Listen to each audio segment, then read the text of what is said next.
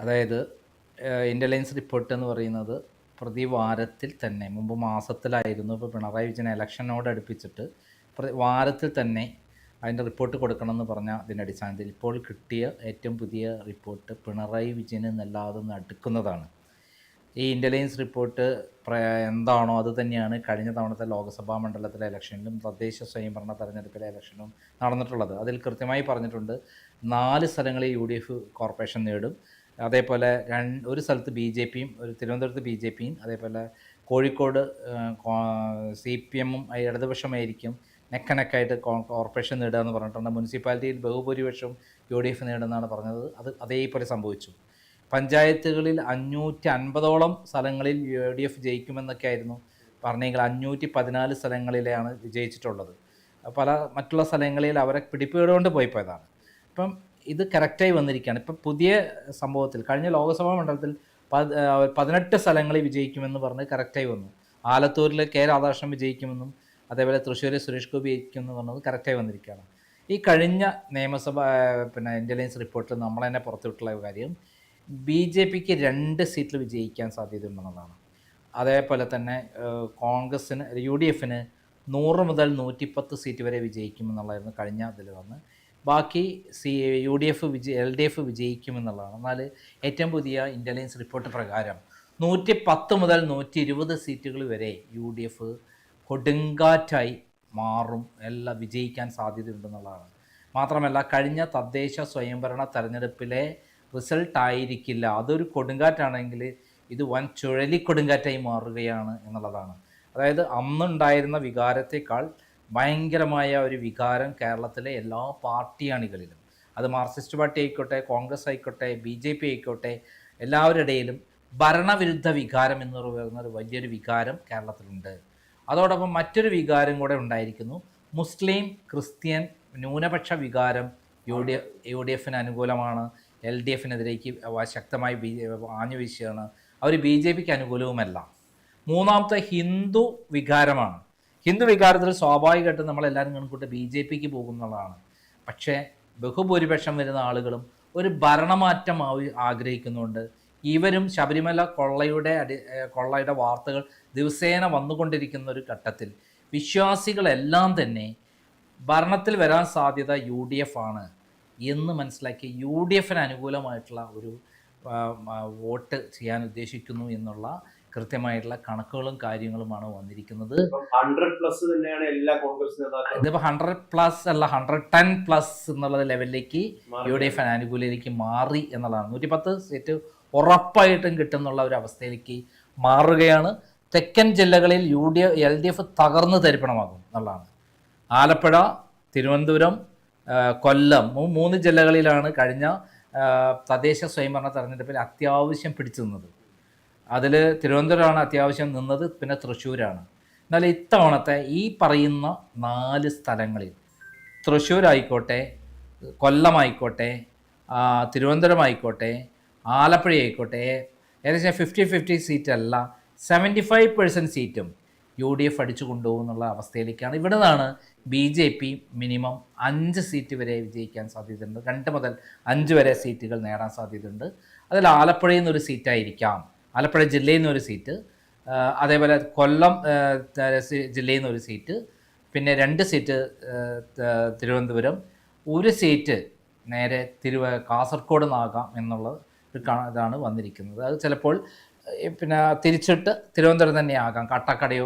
അവർ പറയുന്ന പ്രധാനപ്പെട്ട സ്ഥലങ്ങൾ എന്ന് പറയുന്നത് ഒന്ന് കാട്ടാക്കടയാണ്, ഒന്ന് നേമമാണ്, ഒന്ന് കഴക്കൂട്ടാണ്, ഒന്ന് പിന്നെ വട്ടിയൂർക്കാവാണ്, ഒന്ന് നമ്മുടെ തിരുവനന്തപുരം ആലപ്പുഴ കായംകുളമാണ്, ചെങ്ങന്നൂരാണ്, പിന്നീട് ചാത്തന്നൂർ. ഈ മണ്ഡലങ്ങളിൽ ഏതെങ്കിലും 5 സീറ്റുകൾ വരെ, 2 സീറ്റുകൾ മുതൽ 5 സീറ്റുകൾ വരെ വിജയിക്കാൻ സാധ്യതയുണ്ടത് BJPക്ക്. തിരുവനന്തപുരത്തുള്ള സീറ്റുകളിൽ 75%. എത്ര സീറ്റുണ്ട് തിരുവനന്തപുരത്ത്? എത്ര സീറ്റുണ്ട് തിരുവനന്തപുരം ജില്ലയിൽ? ഇപ്രാവശ്യത്തെ തദ്ദേശ സ്വയംഭരണ തെരഞ്ഞെടുപ്പിൽ പിന്നെ കൊല്ലത്ത് 11 സീറ്റിൽ 6 സീറ്റ് UDFന് അനുകൂലമായിരുന്നു. അത് 9 സീറ്റ് വരെ ആകാം എന്നുള്ള നിലയിലേക്കാണ് ഇപ്പോഴത്തെ ഏറ്റവും ഇൻ്റലിജൻസ് റിപ്പോർട്ട് പറയുന്നത്. ആലപ്പുഴയിൽ 9 സീറ്റിൽ 6 സീറ്റും UDFനാകാമെന്നുള്ള ഇൻ്റലിജൻസ് റിപ്പോർട്ടാണ്. നേരത്തെ 5 സീറ്റ് വരെയായിരുന്നു ഉണ്ടായിരുന്നത്. 5 സീറ്റല്ല ഇപ്പോൾ വരാൻ പോകുന്നത്.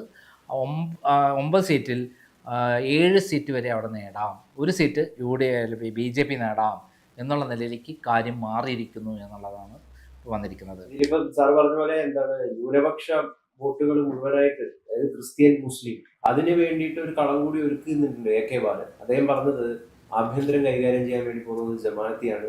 അതായത് മുസ്ലിങ്ങളുടെ ഒരു ഭരണം UDF അധികാരത്തിൽ വന്നു കഴിഞ്ഞാൽ സംഭവിക്കും പറയുന്നത്. അതായത് BJP CPM ഒരു ബാന്ധവം വരുന്നുണ്ട്. അതിൽ ആ ബാന്ധവത്തിൽ 15 സീറ്റ് വരെ വിജയിപ്പിച്ച് കൊടുക്കണം എന്നുള്ളതാണ് പിണറായി വിജയന് കൊടുത്ത തിട്ടൂരം. ബാക്കി 125 സ്ഥലങ്ങളിൽ ഇടതുപക്ഷത്തെ വിജയിപ്പിക്കാനുള്ള വോട്ട് ചെയ്യും BJP എന്നുള്ളതാണ് അവർ അമിത്ഷാ പ്ലാൻ ചെയ്തിരിക്കുന്നത്. ഞങ്ങൾക്ക് തിരുവനന്തപുരവും തൃശ്ശൂരും വിജയിച്ചാൽ മതി, കേരളത്തിലെ തദ്ദേശ സ്വയംഭരണ സ്ഥലത്തിൽ എവിടെയും വിജയിച്ചാൽ ഞങ്ങൾക്ക് പ്രശ്നമില്ല എന്നുള്ളതായിരുന്നു അമിത്ഷായുടെ പ്ലാൻ. അതിൽ തൃശ്ശൂർ ആകെ പൊട്ടി തകർന്നു പോയി. കാരണം സുരേഷ് ഗോപിയെ തോൽപ്പിക്കുക, സുരേഷ് ഗോപിയുടെ മേധാവിത്വം തകർക്കുക എന്ന് BJPയുടെ ലക്ഷ്യമാണ് അവിടെ ഉണ്ടായത്. അത് മുരളീധരൻ അഡ്വക്കേറ്റ് സുരേഷിൻ്റെ നേതൃത്വത്തിൽ അല്ലെങ്കിൽ MT രമേശ്, അതേപോലെ തൃശ്ശൂരിൽ ഗോപാലകൃഷ്ണൻ ഒരു പ്ലാൻ പ്രകാരം അത് പൊളിച്ചു. ശരിക്കും അവിടെ വിജയിക്കേണ്ട ആര്? സുരേഷ് ഗോപിൻ്റെ പദ്ധതിയൊന്നും സുരേഷ് ഗോപി അവിടെ കയറേണ്ട. കാരണം സുരേഷ് ഗോപി വരെ ആരും മൈൻഡ് ചെയ്യാത്തൊരു സ്വഭാവം കൊണ്ട്, അഹങ്കാരം കൊണ്ട് അത് അവർക്ക് താങ്ങാൻ പറ്റാത്തതുകൊണ്ട് അവിടെ പൊളിച്ചു കഴിഞ്ഞു. പക്ഷേ തിരുവനന്തപുരം അങ്ങനെയല്ല. രാജീവ് ചന്ദ്രശേഖരൻ നേതൃത്വം കൊടുത്തുകൊണ്ട് അവിടെ CPMൻ്റെ 16 വാർഡുകളിലാണ് അവരുടെ വോട്ട് മറച്ചത്. CPM വോട്ട് മറച്ചു പിണറായി വിജയനെയുള്ള ധാരണ പറയും. അങ്ങനെ തിരുവനന്തപുരം കോർപ്പറേഷൻ വിജയിച്ചു. അത് വലിയ നേട്ടമാണ് അവർക്ക്. കേരളത്തിലെ മുഖ്യമന്ത്രിയുടെ അതേ തന്നെ പ്രാധാന്യമായി മാറിയിരിക്കുകയാണ് തിരുവനന്തപുരം മേയർക്ക്. അദ്ദേഹത്തിൻ്റെ മുന്നിൽ ഈ മാസം 24-ാം തീയതി 25-ാം തീയതി ആര് വരുന്നുണ്ട്? നരേന്ദ്രമോദി വന്ന് ഡിക്ലെയർ ചെയ്യാൻ പോവുകയാണ്. അതോടുകൂടി കേരളത്തിലെ 35 മണ്ഡലങ്ങളിൽ വിജയിക്കത്തക്കതയിൽ പ്രകമനം ഉണ്ടാക്കുന്നതാണ് പറയുന്നതെങ്കിലും 15 മണ്ഡലങ്ങളിൽ വിജയിപ്പിച്ചു കൊടുക്കണം എന്നാണ് ഡീൽ ഉണ്ടാക്കിയിരിക്കുന്നത്. ഇതൊന്നല്ല ഇപ്പോഴത്തെ പ്രശ്നം. ആ ഡീൽ പ്രകാരം 125 സ്ഥലങ്ങളിൽ LDFന് അനുകൂലമായി BJP വോട്ട് ചെയ്യും, 15 സ്ഥലങ്ങളിൽ BJPക്ക് അനുകൂലമായി വോട്ട് ചെയ്യണം എന്നുള്ള ധാരണ. പക്ഷെ അത് വേറെ. ഇപ്പോൾ ഇൻ്റലിജൻസ് റിപ്പോർട്ട് പ്രകാരമുള്ള കാര്യം എന്ന് വെച്ചാൽ ഒരു അന്നുണ്ടായിരുന്ന തദ്ദേശ സ്വയംഭരണ തെരഞ്ഞെടുപ്പ് ഉണ്ടായുള്ള സംഭവമല്ല ഇപ്പം. അതിനേക്കാൾ വളരെ ശക്തമായ രൂപത്തിലുള്ള ഒരു വികാരം ആഞ്ഞടിക്കുന്നുണ്ട് കേരളത്തിൽ ഭരണത്തിനെതിരെ.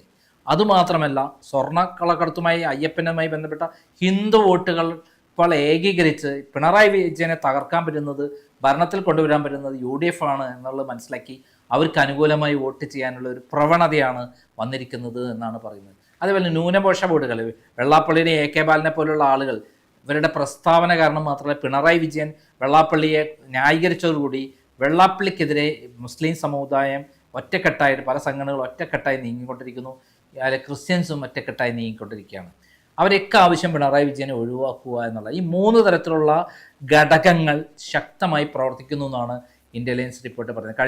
കഴിഞ്ഞ തദ്ദേശ സ്വയംഭരണ തെരഞ്ഞെടുപ്പിൽ തിരുവനന്തപുരം, കൊല്ലവും ആലപ്പുഴയുമാണ് ഏകദേശം പിടിച്ചുന്ന തെക്കൻ ജില്ലകളിലെ പത്തനംതിട്ടയും കോട്ടയം എന്ന് പറഞ്ഞാൽ 9 സീറ്റിൽ 7 സീറ്റും UDFന് അനുകൂലമാണ്. വൈക്കവും അതേപോലെ കാഞ്ഞിരപ്പള്ളിയുമാണ് അവിടെ പിടിച്ചുന്നത്. ഇത്തവണ ആ മണ്ഡലങ്ങളടക്കം UDFന് പോകും എന്നുള്ളതാണ് നേരത്തെ നമ്മൾ അത് അതേപടി നിലനിൽക്കുന്നു. ഇടുക്കിയിൽ 5 സീറ്റാണ് ഉള്ളത്. ആ 5 സീറ്റും UDFന് അനുകൂലമാണ്. അവർ തദ്ദേശ സ്വയംഭരണ തെരഞ്ഞെടുപ്പിൽ വൻ ഭൂരിപക്ഷമാണ്. ഉദുമൽചോലയിൽ അടക്കം, നമ്മളെ MM മണിയുടെ സ്ഥലത്തടക്കം UDFന് അനുകൂലമാണ്. ഇനി വേറൊരു കാര്യം, എറണാകുളത്ത് എത്ര സീറ്റാണ് ഉള്ളത്? 14 സീറ്റാണ് ഉള്ളത്. ഈ 14 സീറ്റ് ഇത്തവണത്തെ തദ്ദേശ സ്വയംഭരണ തെരഞ്ഞെടുപ്പിൽ UDFനാണ് മൊത്തത്തിലുള്ളത്. കഴിഞ്ഞ വർഷത്തെ വോട്ടിംഗ് പാറ്റേൺ അല്ല തദ്ദേശ സ്വയംഭരണ തെരഞ്ഞെടുപ്പ് ഉണ്ടായ വോട്ടിംഗ് പാറ്റേൺ. അതിഭീകരമായ രൂപത്തിൽ ഈ സ്ഥലങ്ങളിലേക്കും വൻ ഭൂരിപക്ഷത്തിനായിരിക്കും തോൽക്കുക എന്നുള്ളതാണ് പറയുന്നത്. ക്രിസ്ത്യൻ വോട്ടുകൾ, മുസ്ലിം വോട്ടുകൾ മാത്രമല്ല ഏറ്റവും UDFന് അനുകൂലമായ കേന്ദ്രം കൂടിയാണ് ഇവിടെ.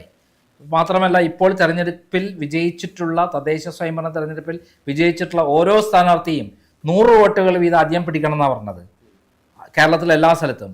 അത് അവരുടെ ലക്ഷ്യം. അത് വെച്ചിട്ടല്ല ഇത് പറയുന്നത്. പിന്നെ അടുത്ത തൃശ്ശൂരാണ് ഏറ്റവും LDFന് അനുകൂലമായിട്ട് നിലനിൽക്കുന്ന ഒരു സ്ഥലം. അവിടെ ചാലക്കുടിയും തൃശ്ശൂർ സിറ്റിയിലുള്ള തൃശ്ശൂർ നിയോജക മണ്ഡലവും അതേപോലെ മൂന്നാമതൊരു മണ്ഡലം മാത്രമാണ് അവർക്ക് അത്യാവശ്യം, ഗുരുവായൂർ മണ്ഡലം മാത്രമാണ് അവർ പിടിച്ചു നിന്നത്. എന്നാൽ ഇപ്പോഴത്തെ ഇതിൽ 7-7 എന്നുള്ളൊരു 7-6 UDFിനും 6 സീറ്റ് മാത്രമേ LDFിനും ഉണ്ടാവുകയുള്ളൂ എന്നാണ് ഇതിനകത്ത് പറയുന്നത്. പാലക്കാട് ജില്ലയിൽ അതേപോലെ 12 സീറ്റാണുള്ളത്. 12 സീറ്റിൽ 8 സീറ്റുകൾ UDF നേടും എന്നുള്ള ചരിത്രത്തിൽ ആദ്യമായിട്ട് അങ്ങനെ വരാൻ പോണത്.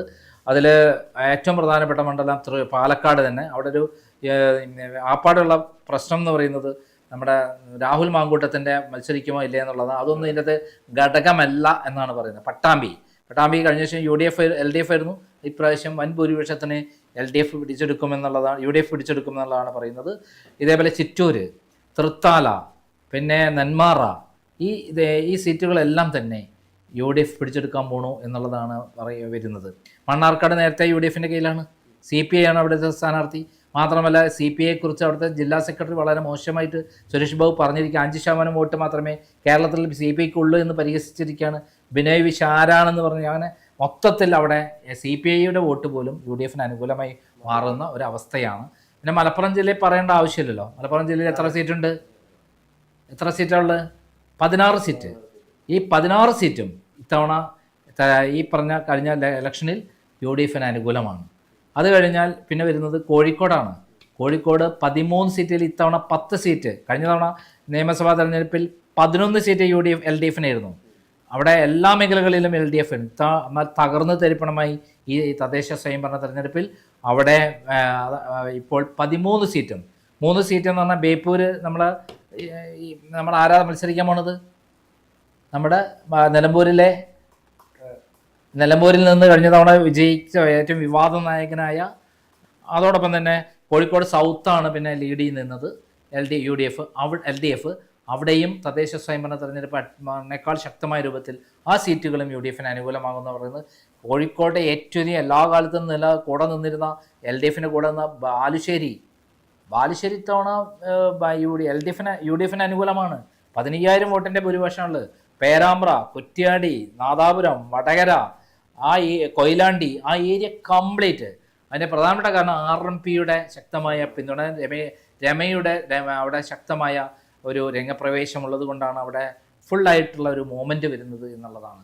അതോടൊപ്പം തന്നെ ഏറ്റവും പ്രധാനപ്പെട്ട കാര്യം കണ്ണൂരിൽ ഉള്ള 11 സീറ്റിൽ ഇത്തവണ 7 സീറ്റ് UDFിന് അനുകൂലമായി നിൽക്കുന്നു എന്നുള്ളതാണ്. 7 സീറ്റ്. അതിനെക്കുറിച്ചുള്ള ഇതല്ലല്ലോ നമ്മൾ ഉണ്ടാവാതിരിക്കാം. ഈ ഇന്റലിജൻസ് റിപ്പോർട്ട് പറയുന്ന ഒരു കാര്യമാണ് ഞാൻ വിചാരിക്കുന്നത്. പിന്നെ കാസർഗോഡ് നേരത്തെ ഇന്റലിജൻസ് റിപ്പോർട്ട് പറഞ്ഞത് 5 സീറ്റും UDFിന് അനുകൂലമാകുമെന്നാണ്.